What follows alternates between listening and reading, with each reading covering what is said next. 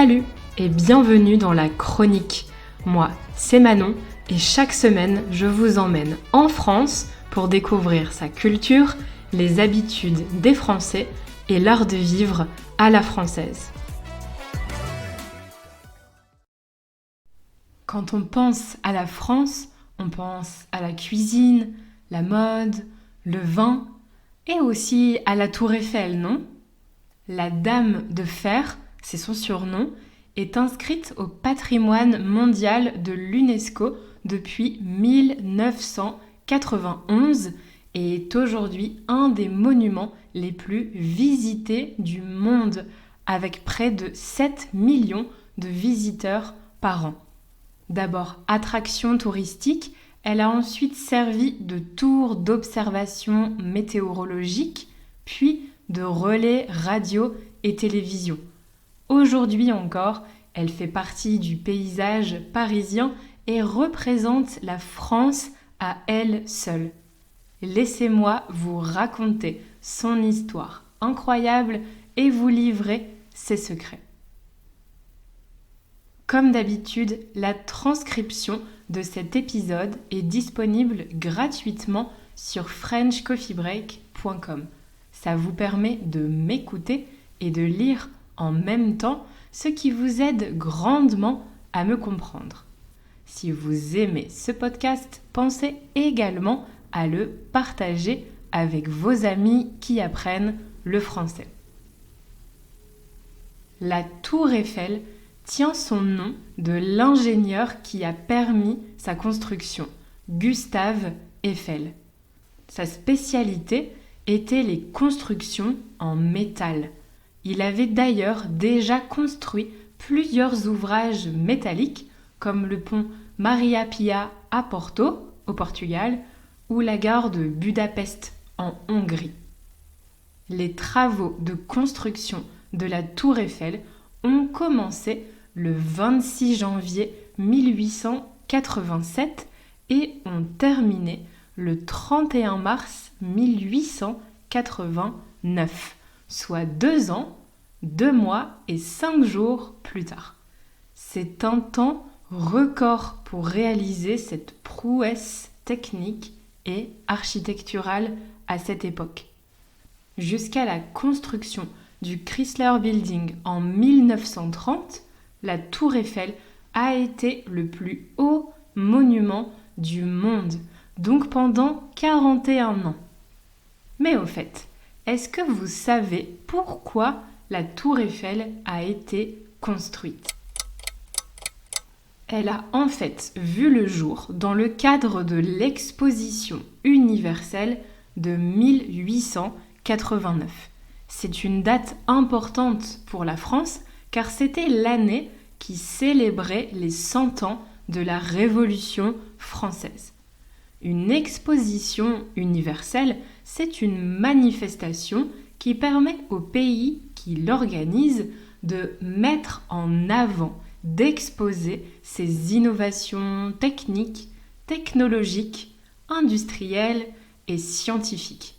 Il fallait donc construire quelque chose qui montrerait la puissance industrielle de la France et les progrès des grandes constructions.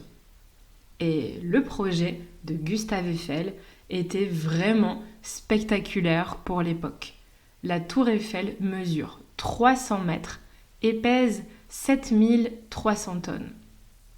Comme je vous le disais plus tôt, elle a été le bâtiment le plus haut du monde pendant un peu plus de 40 ans. Par sa hauteur et sa silhouette unique, elle a attiré tous les regards du monde dès son inauguration. Et d'ailleurs, elle a accueilli plus de 2 millions de visiteurs la première année.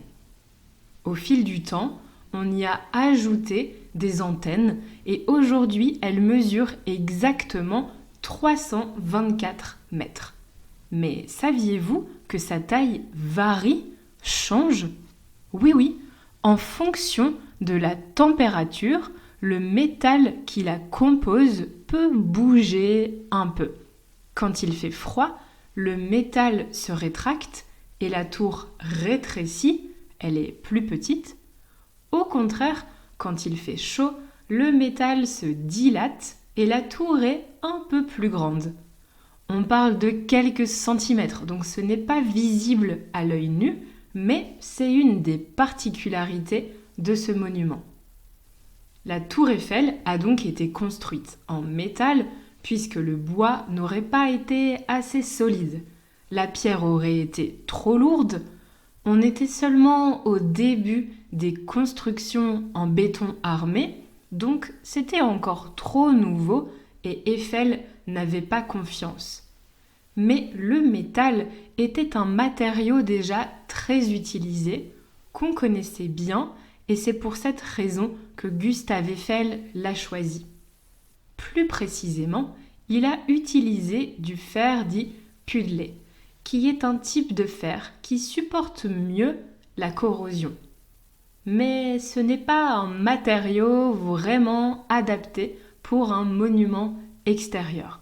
Alors pour pouvoir mieux résister aux conditions climatiques, la tour Eiffel doit être repeinte tous les 7 ans. C'est l'instruction de Gustave Eiffel lui-même et elle est respectée encore aujourd'hui. La tour est en effet recouverte d'une épaisse couche de peinture qui la protège de la pluie, de la neige, du froid. Au total, on estime qu'il y a 60 tonnes de peinture sur la tour Eiffel. Et la couleur a changé de nombreuses fois.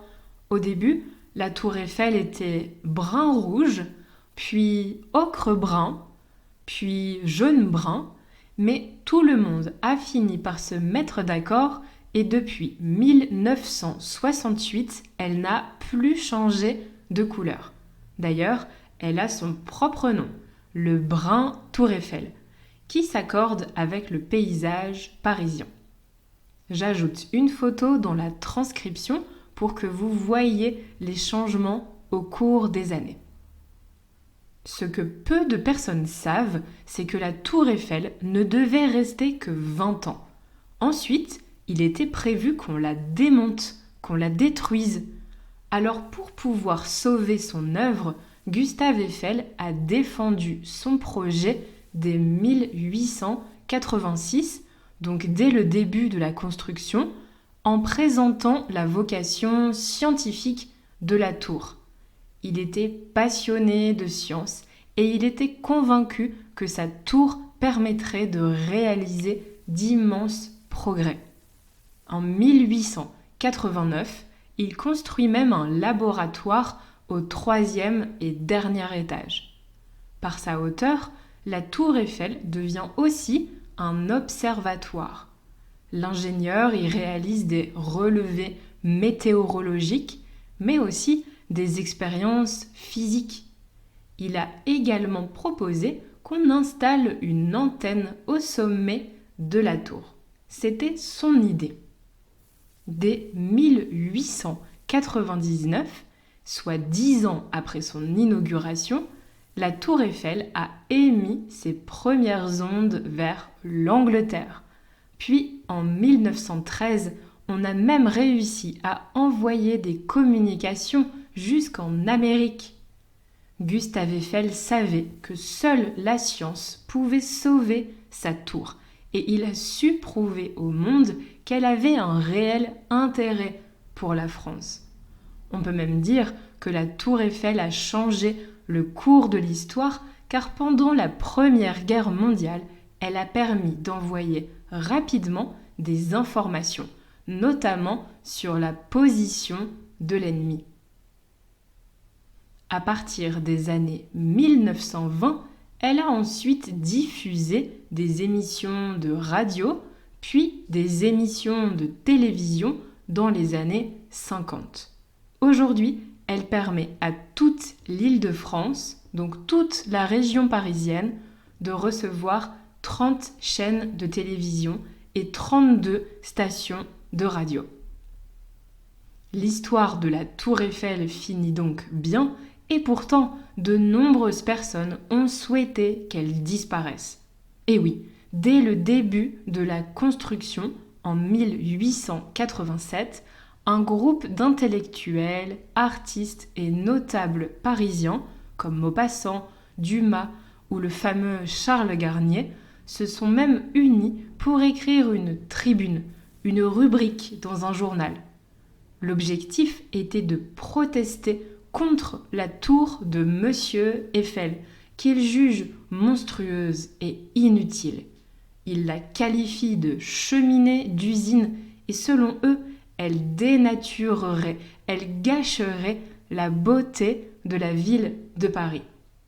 Alors, on le sait déjà, ils n'ont pas eu gain de cause, ça veut dire qu'ils n'ont pas gagné, ils n'ont pas obtenu ce qu'ils voulaient. Leur avis n'a pas été écouté, puisque la tour est encore là aujourd'hui, et heureusement, car aujourd'hui, on ne peut pas imaginer Paris sans la tour Eiffel. Elle est le symbole de tout le pays. On y organise les feux d'artifice du 14 juillet et du Nouvel An, ou d'autres événements marquants pour le pays. Par exemple, Emmanuel Macron a fêté ses victoires aux élections présidentielles au pied de la tour Eiffel. Parfois, elle s'allume aussi aux couleurs d'un pays, selon les événements dans le monde, ou elle s'éteint en période de deuil pour rendre hommage à des victimes. C'était le cas après les attentats terroristes qui ont eu lieu à Paris en 2015. La tour Eiffel fait donc partie de la vie des Parisiens aujourd'hui. Elle est visible depuis beaucoup d'endroits de la capitale et les appartements qui ont vue sur la tour Eiffel font partie des plus chers. C'est un luxe de pouvoir voir ce monument depuis sa fenêtre. À l'étranger, elle est très célèbre également. Des visiteurs du monde entier viennent en France juste pour la voir. Si vous aussi, vous voulez la visiter, sachez que vous pouvez monter aux différents étages. Le premier est le plus animé. C'est là où il y a le plus de visiteurs. Il est notamment connu pour son sol en verre. Vous pouvez y voir des expositions culturelles et aussi des objets anciens qui vous permettent de comprendre l'histoire du monument. Il y a également un restaurant, mais il est évidemment un peu cher. Le deuxième étage offre également une vue imprenable. Le Louvre, Montmartre, les Invalides, c'est très impressionnant de voir toute la ville en hauteur.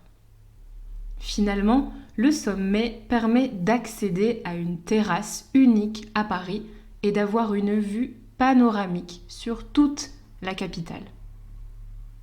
Vous pouvez monter la tour Eiffel en ascenseur ou à pied si vous avez les jambes musclées.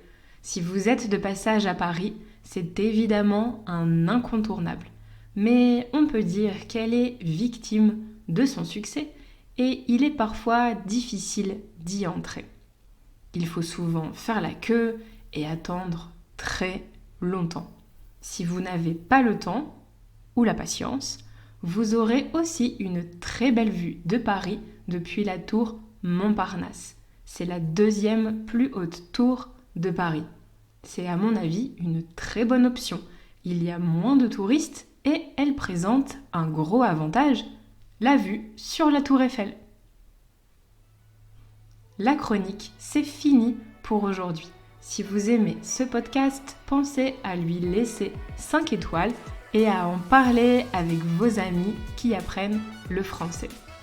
On se retrouve la semaine prochaine dans un nouvel épisode de la chronique. En attendant, retrouvez French Coffee Break sur les réseaux sociaux et sur YouTube pour du contenu en français au quotidien.